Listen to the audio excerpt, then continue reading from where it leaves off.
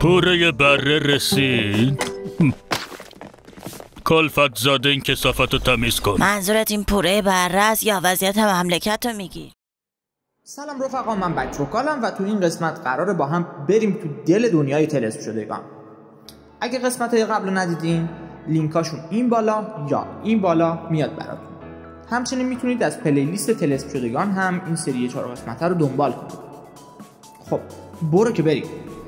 طلسم شدگان یا همون دیس‌انچنتمنت یه انیمیشن دارک فانتزی دو بعدیه که داستانش تو سرزمین تحت حکومت پادشاهی دریملند یا همون شهر رویا شروع میشه، ولی این فقط نقطه شروع ماجراست، چرا که تو مسیر شکسته شدن طلسم سریال ما رو با خودش میبره به جاهای مختلفی که هر کدوم حال و هوا و اتمسفر مختص به خودشون رو دارن، مثل الفستون که تو دل جنگل‌های الفوود مخفی شده، یا شهر استریملند که برعکس جو قرون وسطایی دریملند پر از تکنولوژی و نظم و انضباطه، ولی انگار یه جورایی روحش مرده و ساکنینش درگیر روزمرگی هایی هستن که بهشون تحمیل شده و فقط دارن روزاشون رو شب میکنن.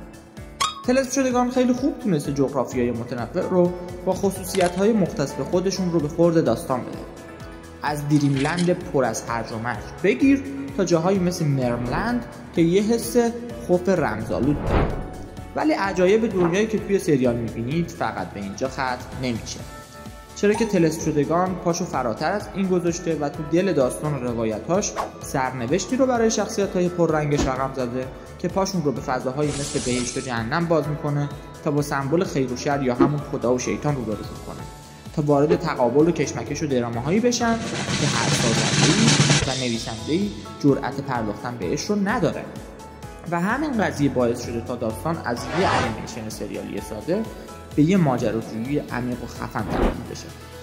حالا که حرف دنیای طلسم شدگان عمق داستانش شد، بذارید یه چند تا فکت باحال براتون بگم.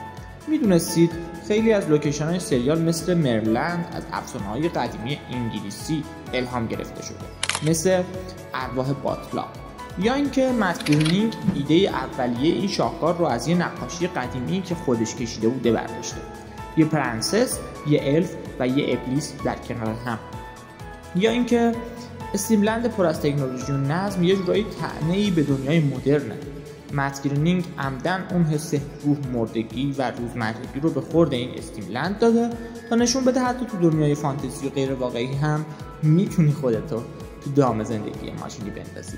خب این قسمت هم تموم شد. مرسی که همراه ما بودید. اگر با این سری حال کردید چنل رو سابسکرایب کنید و نظراتتون رو پیشنهاداتتون رو برامون کامنت کنید. لایک و شیر یادتون نره.